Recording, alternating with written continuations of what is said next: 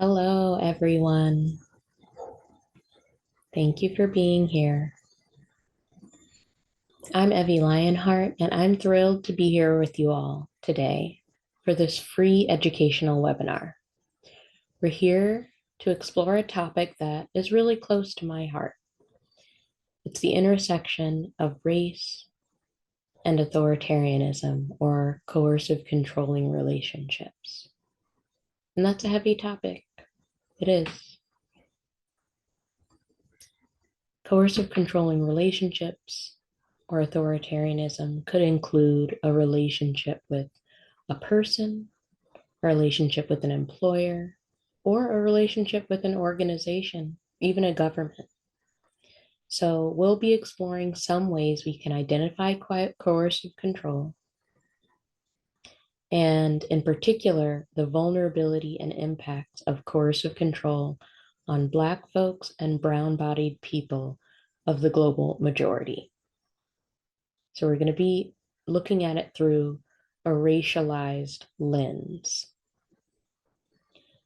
So I'm thrilled to have you join us in this conversation. And I'm excited for what I'm going to share and curious about the questions that you'll bring. So go ahead and share anything you would like to about who you are, what curiosity or experience has brought you here today. Share that in the chat. Maybe broadly share where you're located if you want to. Of course, you don't need to share anything that you don't feel comfortable sharing, and you don't have to introduce yourself at all. But if you would like to, go ahead and do that in the chat. I'm so curious who's here and maybe how you came to be here.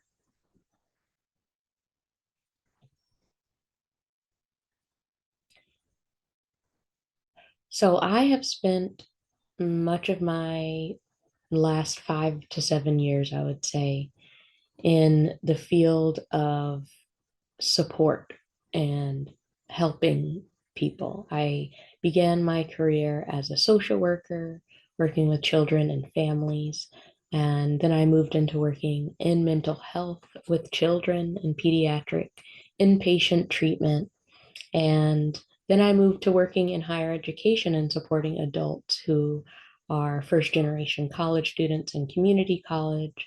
And then I moved from there into facilitation and more healing work. And throughout that entire time, I was an herbalist. I started studying herbalism in 2006, I believe. So, I mean, it's been quite a while. And I've also been interested in critical disability studies in relation to the work that I'm doing. And in the past 5 years in particular, I've spent a lot of my time researching and talking to people and reflecting on my own experience on the impact of cults and coercive control on people of color. My work, all of my work, is deeply rooted in a commitment to justice and liberation, and I'm very passionate about dismantling barriers and creating inclusive spaces that includes digital spaces. And I have recently gotten into UX design in the past year and am exploring that further and how that can be a way of connecting and healing from trauma. So my journey led me to delve into the complex dynamics of power, race, coercion, and especially these things as they intersect in the context of cults, coercive groups, high demand groups, coercive and controlling groups. There are lots of names they go by, and what I've learned in the time that I've been having conversations with people is that people of the global majority, people of color, often don't use the word cult. You use other words or other descriptions. And so while I do use the word cult because it's succinct and, it has a pretty clear definition, I am going to be talking about elements and ways that you can recognize coercive controlling groups and authoritarian experiences, coercive experiences, like what are the kind of trademarks of coercion and control. And so you don't have to use the word cult, but I encourage you to be open to hearing about these different qualities because you can find them in any kind of relationship, and that is a relationship with an individual, with groups, with government. And I often do see them in many different ways. And so I've been seeking to understand the unique challenges faced by people of the global majority in these authoritarian environments. And the research that I've been doing has been informed um, by strategies for support that I've learned over the course of my career, and informed by liberation and how we get free from the control, from the authoritarianism, and how we recognize it when we walk into either a relationship with a person or a group so that we can avoid the control, avoid the coercion, and avoid the harm that is caused by relationships that have these qualities. So I encourage you all to engage in the chat. I won't be able to necessarily follow it, but please engage and talk to each other in the chat. And then towards the end of our conversation, I'll be doing a Q&A where you can ask questions. And I may keep my eye on, at that point to if you want to drop some questions in the chat at the end so that they'll be close to the end of the chat and it'll be easier for me to find them. And then I'll open it up to a live question or two as well. But I value the diverse perspectives that each of you brings to this conversation. So go ahead and engage, and let's dive in and let's explore, learn, and grow in our knowledge of coercive control, cults, and authoritarianism relating to people of the global majority. So let's get started.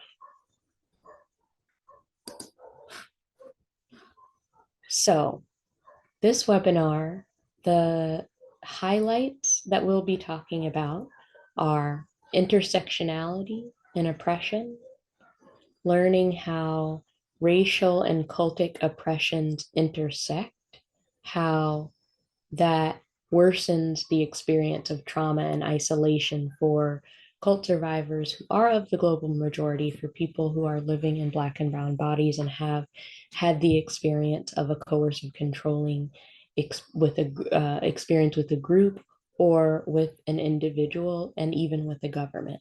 And we're also going to be talking about the unique vulnerabilities that people of the global majority have. And this is, I do have to put a disclaimer that I am born and raised in the United States. I don't live in the US anymore, but that is the foundation of my experience with authoritarianism and coercive control, both in groups and also in with employers and with government and with individuals as well. And so that is the lens that I'm bringing into this conversation. It is a very American lens, but it also does bring in an international view because the cult survivors that I interact with on a regular basis, most of them are in Europe, and many of them are in other countries in Central America, where I live as well. And so I do have, while the foundation of my understanding and a lot of the research that has been done is focused on the United States, that's not the only lens that I'm bringing. So there will be something here for everyone, but I do just want to be honest about my lens that I'm bringing, my personal lens of being an American. So we're going to be talking about intersectionality. We'll talk about underrepresentation in media and research of the experiences of people of the global majority with authoritarianism and coercive controlling groups in particular. And we'll explore the impact of that underrepresentation on cult survivors of color and the importance of amplifying our stories. We'll also share a little bit about the stigma that people sometimes encounter when they do disclose an experience with a coercive and controlling group or a cult as a person of the global majority within our own community, the kind of backlash and stigma that you might face as a survivor who is honest about your experience, especially if you use the word cult in particular. And then we'll also talk about economic exploitation and the historical trauma connected to that. We're going to be talking about this on a very high level, so not getting into really intense details, but this is just like an overview of where we're going in the conversation. And then we'll also examine how cults exploit that kind of historical economic vulnerability that many people of the global majority have, and discuss some solutions for that, some strategies. And then finally, we'll talk about some access to support resources, like are there support resources that are available? You know, what kind of support resources are there? How could they be improved? Like what other support resources could there be or should there be in order to specifically support people of the global majority who have had an experience with the coercive and controlling group, government, or relationship. So that's where we're going today. So we're going to start with intersectional oppression and just talking about what is intersectional oppression? What does that mean? So our goal here is to understand how racial and cultic oppressions interact with each other and how that exacerbates the trauma and isolation for survivors who are people of the global majority, people of color. And I'll be using those interchangeably. Different people use different phrases. I don't think there's a perfect phrase because we are talking about the majority of people who live on the earth. And so you can't just like clump everyone together in one identity. But one of the reasons that I do think it's important to specifically say that that's what I'm talking about is because the way the media talks about coercive control and cult is not often with a lens of racialization and not taking into account the identity, ethnic identity, national identity, and particularly the racial identity and that experience of being a racialized person in a society where the dominant culture is assigning you the role of a minority, even though on a global scale that's not true. But I do want to emphasize that because it is a different perspective than what you might find elsewhere. So, intersectionality, you may know, is a coined term, a term coined by Kimberly Crenshaw. Um, and this is a framework that recognizes how multiple aspects of a person's identity can intersect to create a unique experience of oppression or of privilege. And Kimberly Crenshaw created this theory, this framework, which is, I would say, I can say my lived experience as a queer and non-binary Black person. Um, it's focused on, you know, it was created to talk about the experience of Black women, particularly Black trans women and Black cis women. Um, and it's particularly relevant when discussing cult vulnerability because it's something that often gets left out as like a vulnerability that isn't a choice. It's not something that is um, you know, that anyone has any kind of control over if those are your intersections. And they also are intersections that are caused by interaction with the larger society and the marginalization that's experienced because of racism, because of misogyny and sexism. And the way those things interact in the larger culture does create a vulnerability among people who are gender minorities, who are people of the global majority or people of color. And so intersectionality is very important. Um, One of the things that I just want to highlight is that, people who have complex identity, people who are racialized within a dominant culture that is considering them an outlier. Resma Minicum, one of my teachers in somatic practice, shared that, you know, white body supremacy, that system, it designates the white body as the standard and every other body as an aberration or as a deviation from the norm. And that is just the water that we're swimming in. That's the assumption. That's the way gravity has been flowing for the last several hundred years, particularly in the West, but that's been exported all over the world.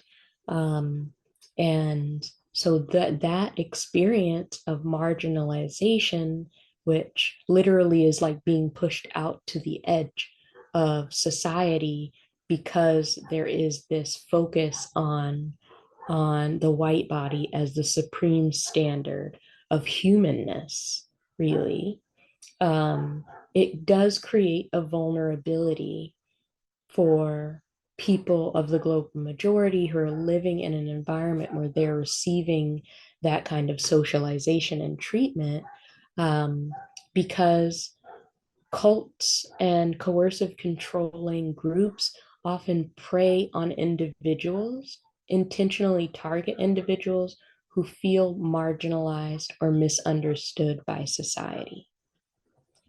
And so the experience of being marginalized then creates a wound, a trauma that causes a vulnerability. And this is not the fault of the person who's having that experience, but the intersection of control and authoritarianism and being marginalized is a systemic issue, actually. It's something that's created by the society and then creates a way that people might be looking for belonging that they can't locate in the larger society, that they might be looking for community that doesn't feel accessible to them within the larger society. They might be looking for acceptance. They might be looking for leaders who understand their experience. And so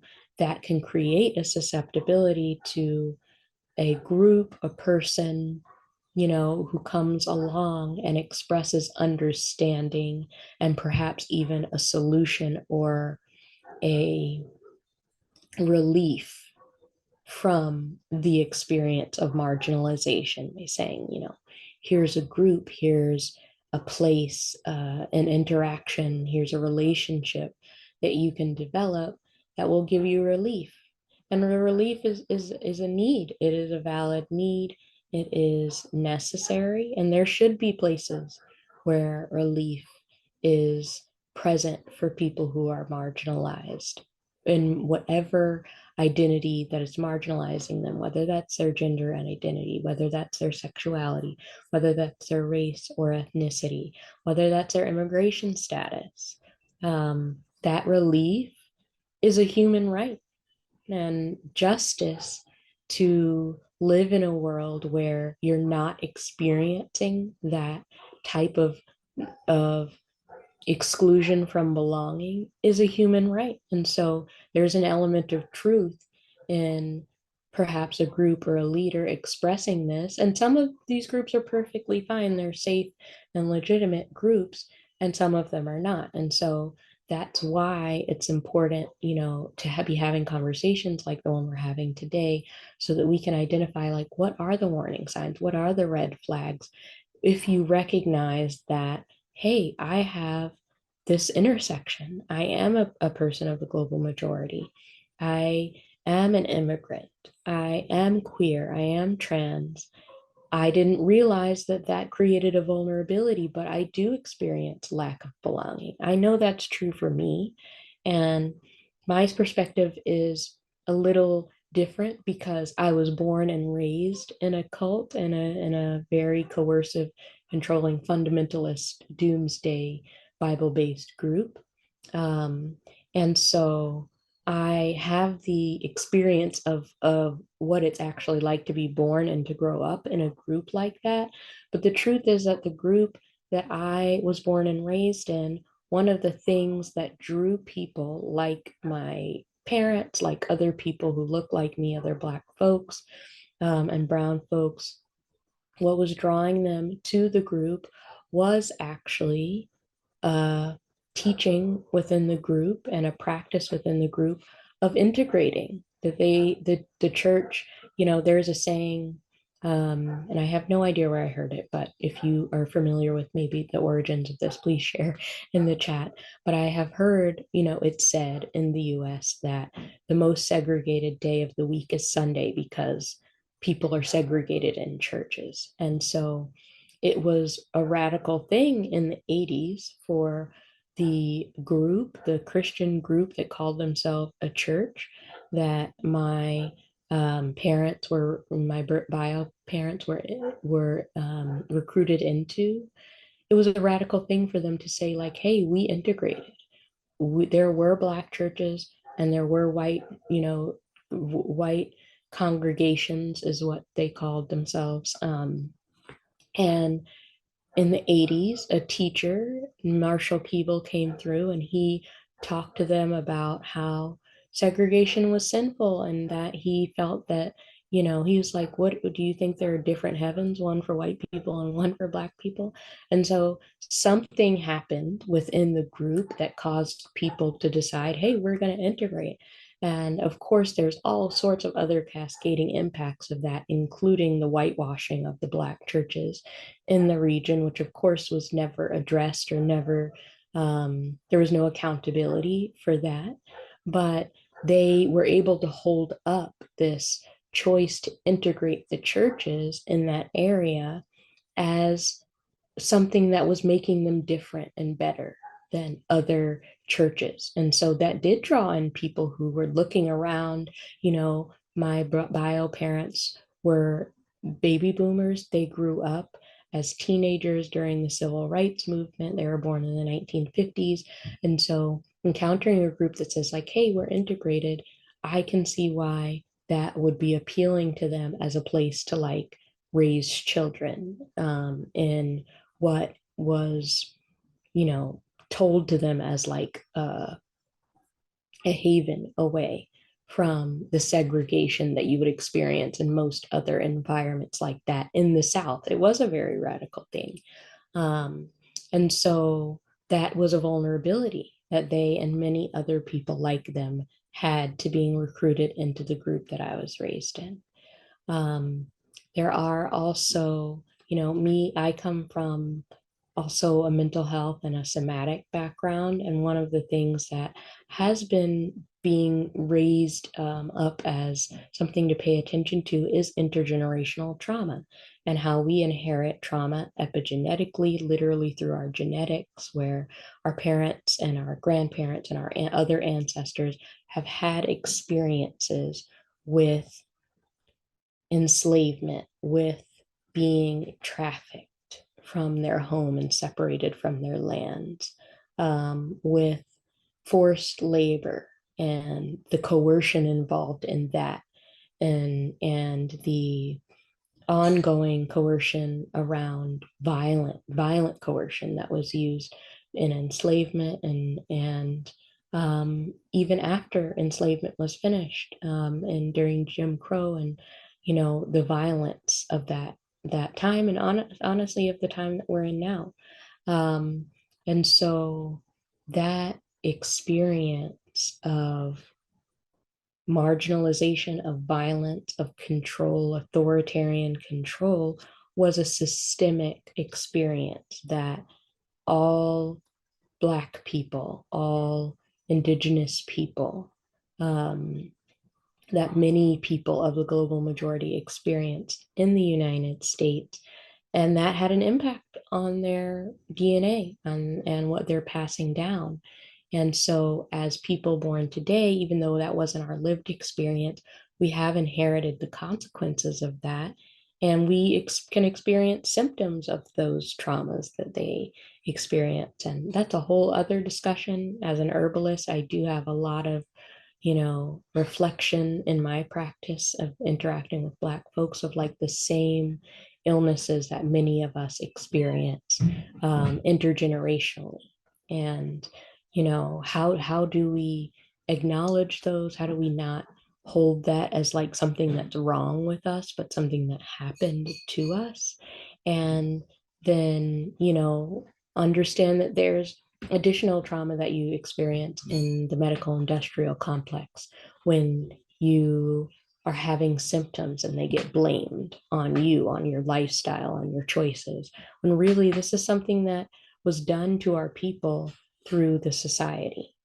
And so historic marginalization and the epigenetic traumas that we inherit also create a vulnerability because one of the things that I have said many times that I've noticed since I've started really studying cults and developing an expertise in the last 5 years around the parallels between coercive controlling groups that we're aware of, in our modern time in the last 100 years, and the plantation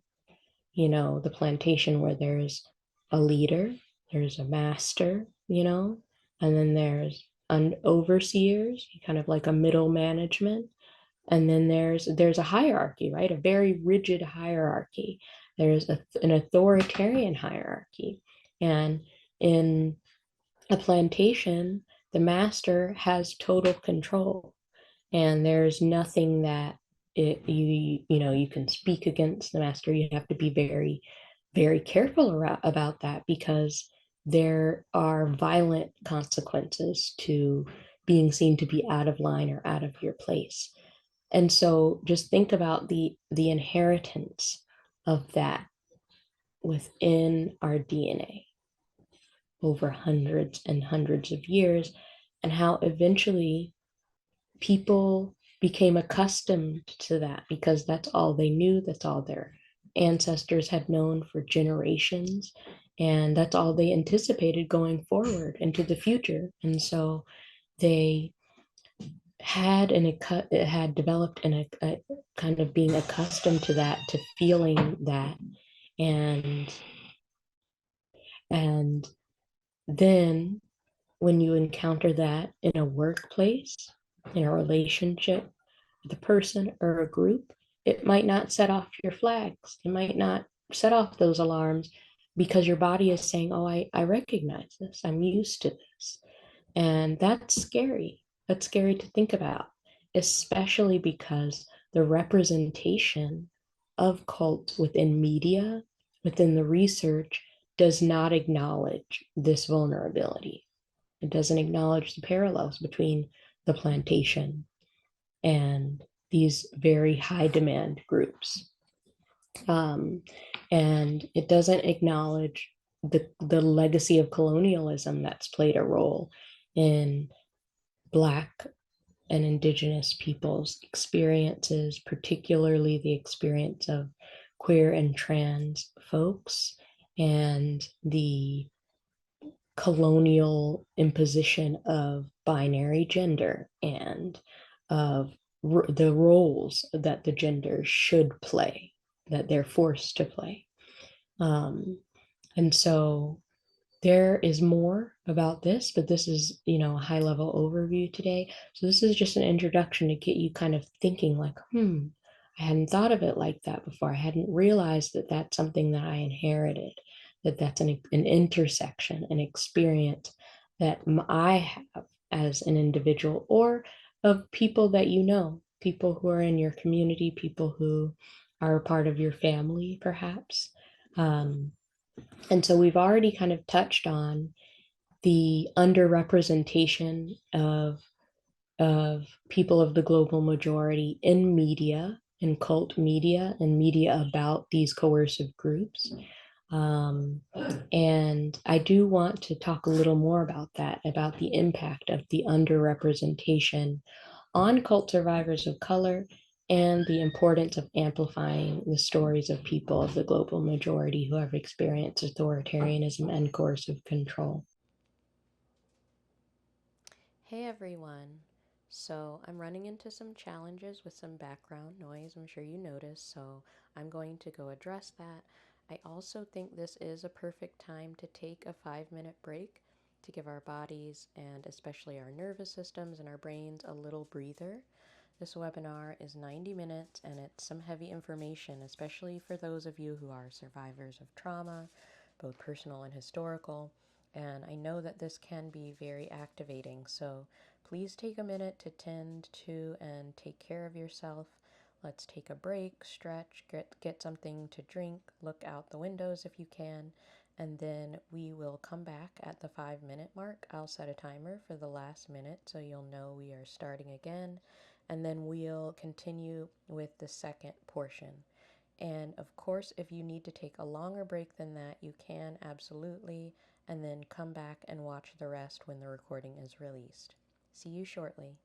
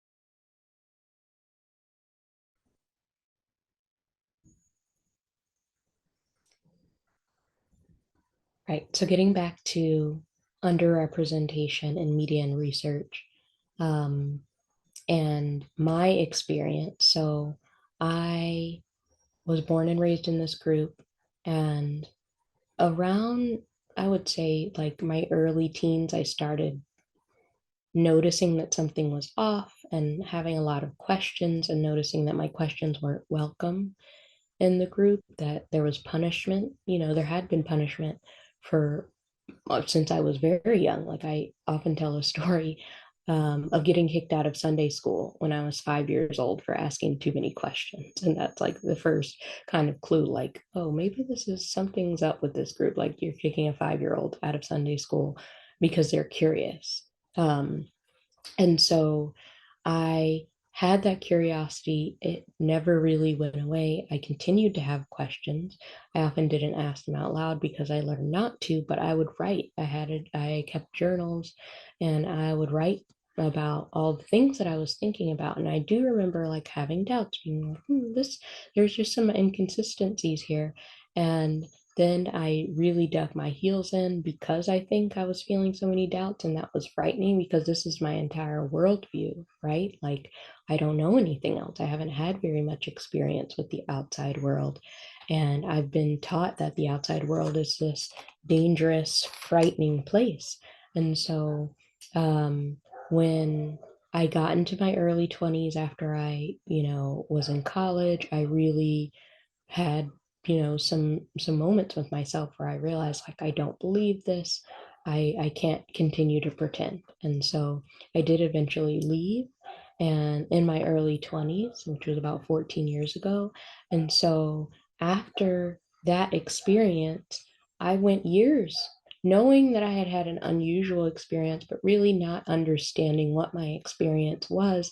And during that time, I was reading about cults. I was reading a lot of dystopian fiction, which is a lot of it is based in authoritarian, governments or authoritarian, societies. And I had this interest and this kind of like intrigue. I was reading, I think, to try to understand my own experience and also to understand how to move through the world because I hadn't received a lot of that instruction, how to move around and in my body with my particular set of intersections and beliefs in the outside world, away from the group, were away from my entire social network that I was familiar with my entire life since I was born.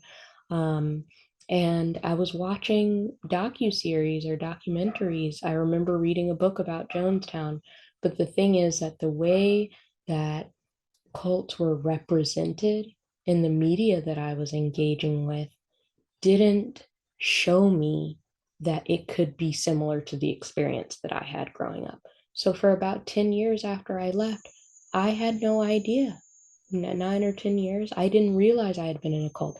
I think sometimes I would joke that I had been in a cult, and there were a few other people who left the group um, as well, who were in my generation who left. And we would joke sometimes like it was a cult, but we were joking like it, we were just, I guess what we were meaning is like in a joking way, like there was a lot of control, but we didn't recognize it as a cult because the media never showed people who looked like us or talked about the specific kind of unique experience that we were having as racialized people.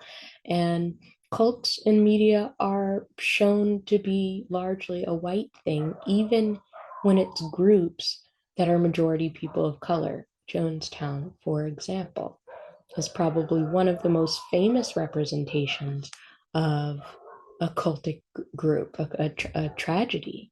And most of the people who were in that group were Black people, Black Americans, many Black women and femmes and their children.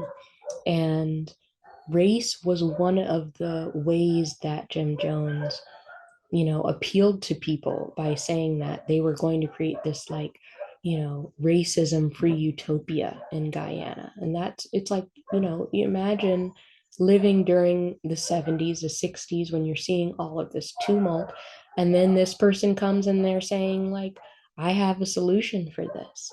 And the larger society isn't offering you any solutions.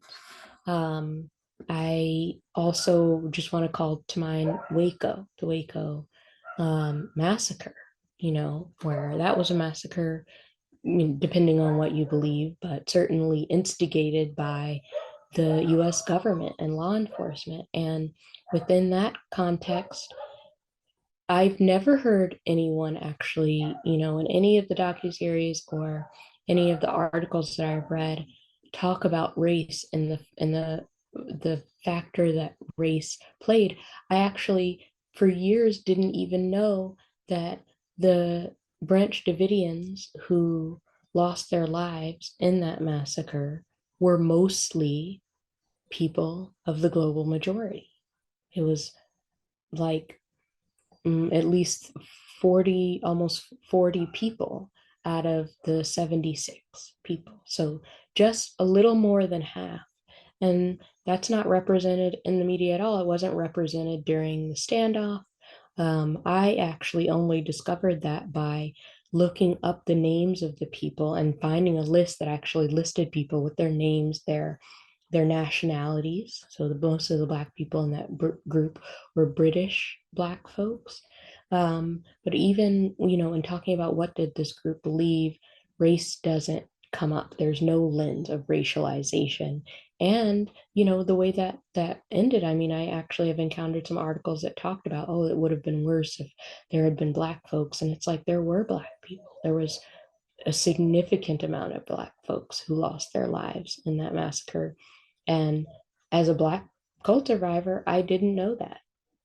So that underrepresentation in media, it creates a a vulnerability around public information, around education and knowledge of the possibility that groups target people of the global majority, target people of color, and also that they prey on the longings and the desires for justice that people who are marginalized by their gender, by their race, by their sexuality experience just by virtue of participating in the larger society and the injustices that they experience in a disproportionate way. Um, and I also think that that lack of media representation can create a lot of room for stigma and disbelief within a community of the threat, of the experiences that someone might have. And so when people have had an experience or are maybe even having an experience on an ongoing way with an authoritarian group, with a coercive, controlling relationship, with a cultic organization, if they're talking about it to people within their community, and they may not be using the word cult, they probably wouldn't, but they probably are talking about, you know, not being able to ask questions, about having someone telling them what to do, of feeling perhaps trapped or like stifled or suffocated, of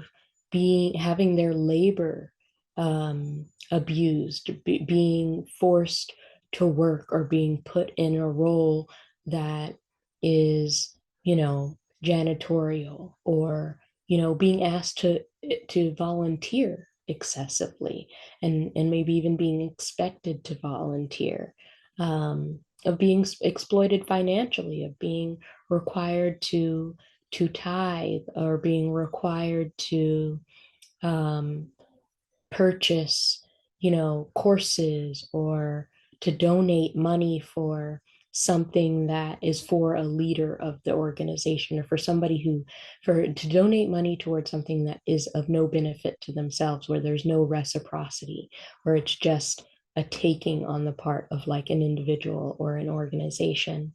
That when those conversations are being had, that can, especially if it becomes incredibly harmful, like if somebody gets into a situation where they're in debt, for example, that folks may not have sympathy even within their own community because they don't understand the susceptibility and the reality of groups like this existing because they've never heard of Black people being in a cult, and they've never realized that there is a unique vulnerability that Black people, that Indigenous people, and people of the global majority have in interacting with groups where you may be talking about this experience and it doesn't set off your flags, it doesn't set off the other person's red flags, and maybe you're even encouraged to keep trying to people please because that's an inheritance that you've received. So this, it's getting more complex. I hope you can see like the complexity here and the harm that's caused really from media and research, academic research on coercive and controlling groups, on cults, not naming the impact of racialization, of um, these intersecting identities that people have on their susceptibility to the groups and also on their ability to recover if they leave. I mean, there are some groups that really uh, discourage education, for example. They discourage education. Maybe they're um, very sexist, very like patriarchal in believing that people who are assigned female at birth or who identify as women should stay home at home and they shouldn't work and they should be taken care of by a husband. Maybe they have this very complementary and there's, the male's role as the head and the woman's role as the more submissive person. And that's what's being taught in the community, in the group. And so, maybe then education isn't an option for that person. And maybe they don't either graduate from high school, perhaps they don't go to college. And, those of us who live in Western countries know that not having education, not having credentials, even if you do have them, people still will doubt your credibility. But if you don't have them, then it's even more difficult. It can actually feel impossible. And so imagine someone who's been in a group like this, who this is what they've been brainwashed, to believe. Everyone in their community is going along with it. They have a waking up moment. They leave, they go out into the outside world, and like they're a Black femme person with no education. How are they going to survive? How would they survive? How can they support themselves? They have no social network. They're going to be experiencing discrimination and racism in looking for work, and not having any kind of credential, any kind of education is going to make a lot of the working um, the jobs that are available not accessible to them because they don't have the credentials, they don't have the work experience, they don't have the education that is needed to even be in the running for that job, knowing that they're still going to experience discrimination even if they do have those things. Um, and then there's also, the empathy gap of that that we all have inherited, again, that we're socialized into believing that Black people in particular don't feel pain in the same way as people living in other bodies. And so that person is also going to experience a lack of empathy, a lack of sympathy, a lack of people feeling called to support them because they're like, well, why didn't you get an education? And there's not the understanding that this person was in a group where they weren't permitted. It wasn't their choice whether they had, it's not their their choice to not have an education that was forced upon them, and that there should be some support for that person in the time that they leave, and getting their freedom. But in leaving, that person might feel they might encounter racism, they might encounter a world that is in fact hostile to them, just like they were told in the group, and they might go back because it's too hard, or they might end up on the streets, or they might end up, you know, becoming addicted to a substance and being checked out because the experience is just too painful. And then being seen as someone who is a degenerate by the larger culture and a kind of a cautionary tale. Don't be like that person. But that person was set up to fail from the very beginning, completely against their choice. And I'm not saying that other people who are in groups, coercive controlling groups don't experience. They absolutely do because there's authoritarianism in the larger culture as well. But being in a cult, it is a very concentrated experience of authoritarianism that's different than you would experience just in the larger society, where you would have those experiences too, but it wouldn't be quite so concentrated and focused. And so that stigma can make it basically impossible to build a support system. It can make it hard to recover from the trauma, and it can feel overwhelming. It can be something that it becomes an impossibility of survival, really. And I do wonder sometimes, just based on my own experience of, I have been homeless multiple times because my entire family is my biological family, my family of origin, I'll say, was in the group, siblings, parents, grandparents, aunts, and uncles. And so when I left, I have no support system. Now, I'm a very I'm a trailblazer. So I am like, okay, I'm going to do this. I have to figure it out, and I have burned myself out and, worked myself into illness multiple times, because I only have me to rely on. I don't have a safety net. There's no person, there's no organization, there's no social network to catch my fall.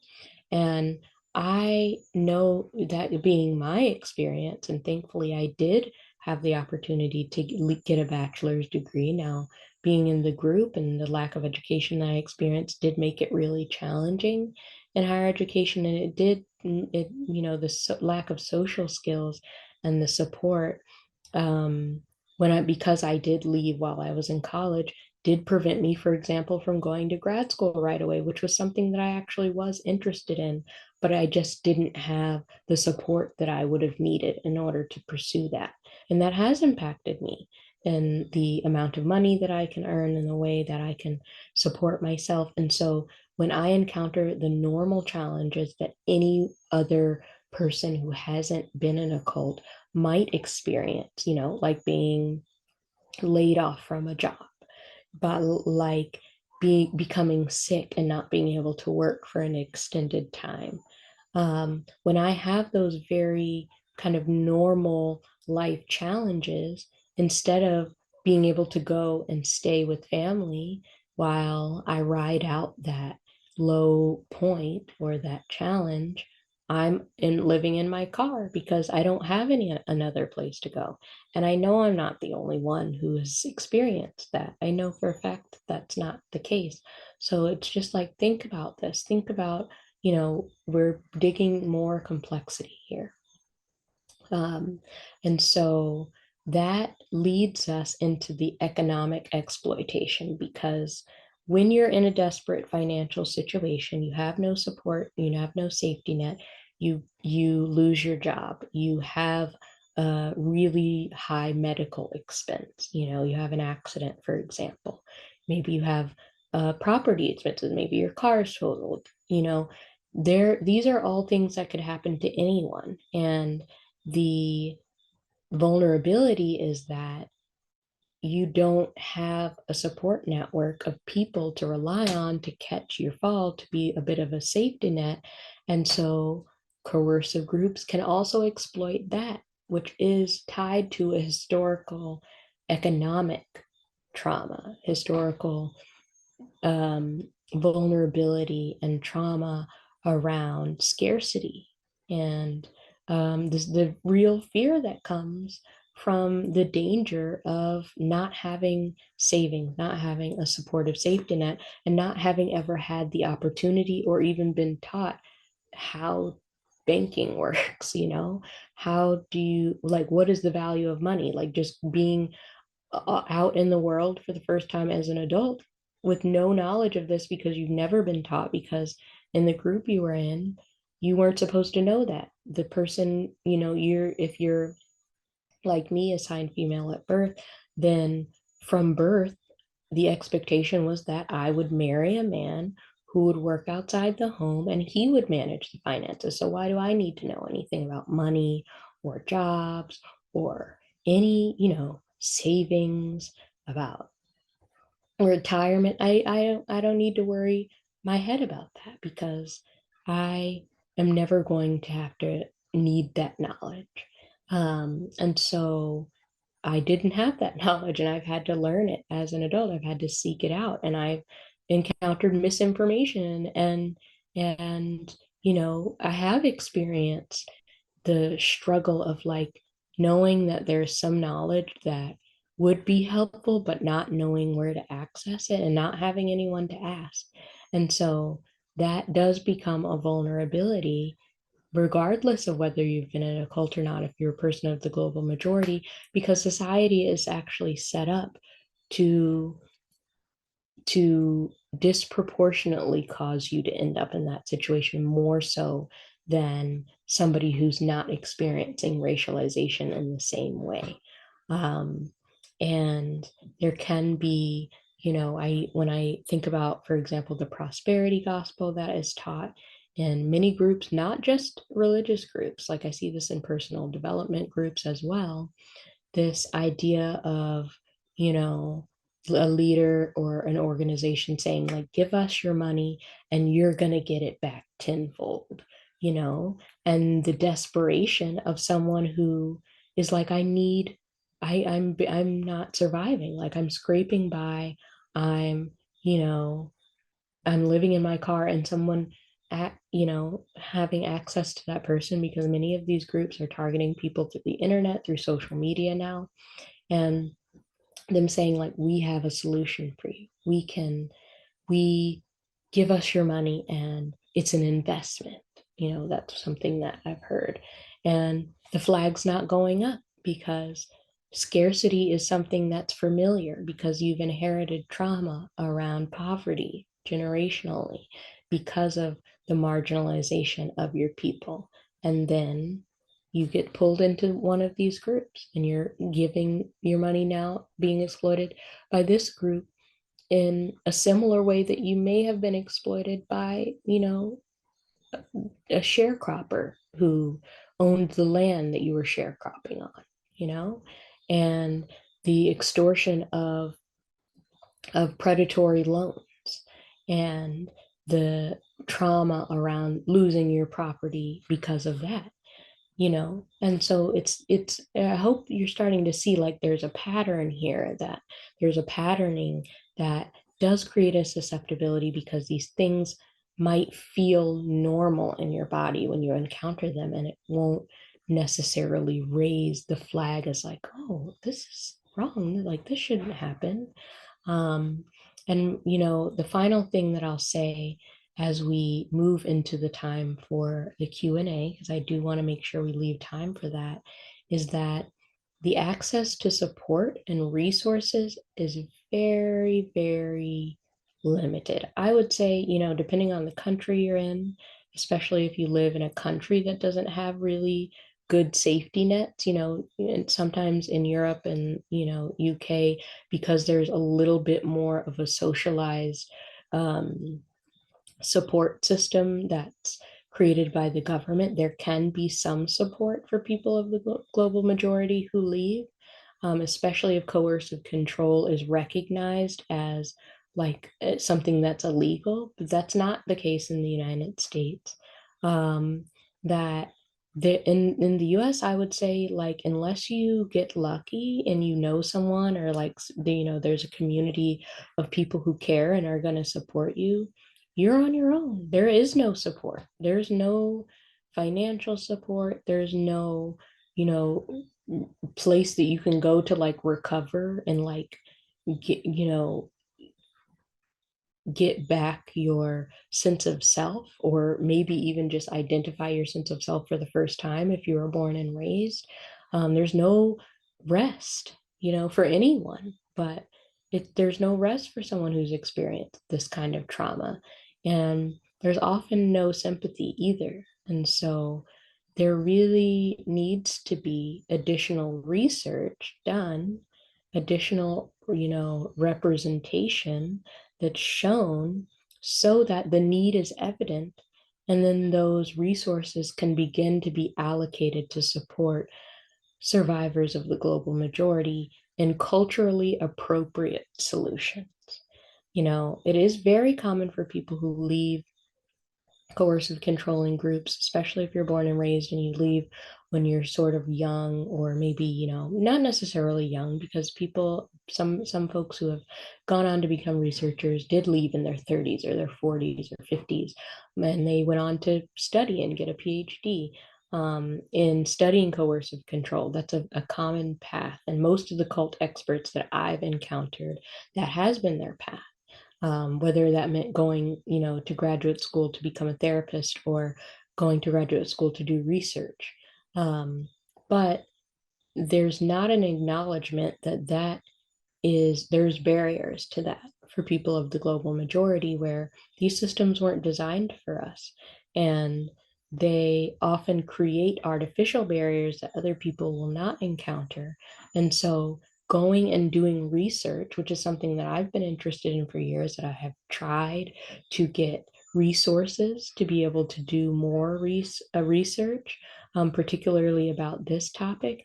And I've been rejected over, in favor of people who have more credentials, who have more of the social capital, and who frankly are white folks who, are seen as more having more credibility regardless of their level of education and expertise. And so I have been denied those resources. And so I don't have, even though I'm somebody who is willing and desiring to do the research, I can't do it because I am not able to obtain the research or the resources, the financial resources, the institutional support in order to do this kind of research that is so desperately needed. And so I know that I'm not the only one who's experiencing that as well. And so then that does create a cascade effect of like people like me wanting to provide support, but not being seen as someone who, my lived experience not being seen as a valid form of education and experience for expertise around this topic, which I've just claimed. I'm like, I am an expert. Not only did I live the experience, but I have spent years researching on my own and learning and teaching myself, because that was the only option that's available for me. And actually, it is what I did growing up. Um, when I was being homeschooled, is that I had to teach myself. And so I have practice with that. And that's what I've continued to do through my adulthood, to try to understand my own experience and also to build up my skills to make myself more employable, and still struggling, because of the lack of credentials. And so that has meant that the support that I would be able to offer to survivors and their family members is not available, because I need to take care of myself and make sure that I'm well. And there have been many times when I haven't been well, and so I didn't have any additional support to offer someone else.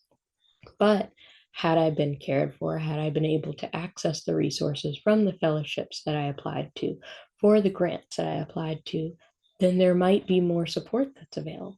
That's, I hope you can see that I have a lot of passion about this, because I see how the systemic, it it trickles down into the personal, and it creates a situation where things start to feel impossible. And I am one person who's having this experience, but this experience has been invisibilized because of the lack of representation in both research and in media, because of the ways that our culture is constantly pushing people of the global majority and their narratives and their stories to the margins and not centering them. And so this is, part of the reason that I'm doing this free webinar is because I have more. There's more. I've been collecting this information for years, and there's more to learn. There's more in depth, you know. I do think it's important for people who are people who work in the helping field, whether it's a medical field, whether you're a therapist, whether you're a coach, anyone who's providing support to people, to learn about these things, because you are going to be encountering people who have had experiences of coercive control, and they are experiencing symptoms of that trauma, and they may not understand what has happened to them, and they're coming to you for support, whether it's with their health, their mental health, with their relationships, you know. And it is helpful for you to know this so that you know, you first of all, this so you can support that person in understanding their experience and understanding what happened to them, and also being able to detangle the socialization of the group, being able to identify, like, who am I really, what's me, and what's the ways that I was conditioned in this very demanding group. And also for safety, so that when, as we, it's like all of us need community, we are going to be going out and looking for belonging in various spaces. And it's important for us to know, what are the red flags, what should I be looking for in a healthy group, what should I be looking for and noticing, and what should be throwing up my hackles, or what should be raising some red flags or setting off my alarms relating to coercive control in an employer. I see this. I almost say I see it in employers even more than I see it in other groups. I think the second most common place I see it is in, like, in either religious or spiritual groups, or like personal development type of groups, that there is a lot of coercive control and kind of manipulation that's happening. There's a term called mystical manipulation, which I won't get into, but that's something that in the longer 6-session course that I am going to be hosting, I do talk about that. And I talk about, like, what is this, these tactics, like, when, so that you can recognize them when you encounter them, because you will encounter them. You'll encounter them in workplaces, you'll encounter them in other groups.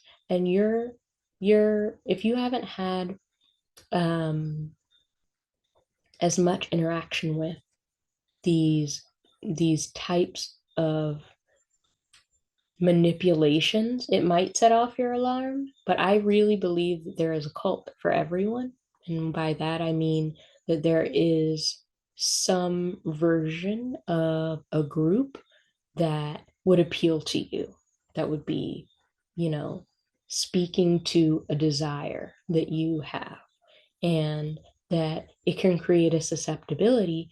But if you know the signs and you know about your own vulnerabilities, you can have discernment and you can avoid that. And I can say that as somebody who has been cultivating that, has had run-ins with group, and my, groups that someone maybe invited me to, that they didn't know that the group was a coercive controlling group.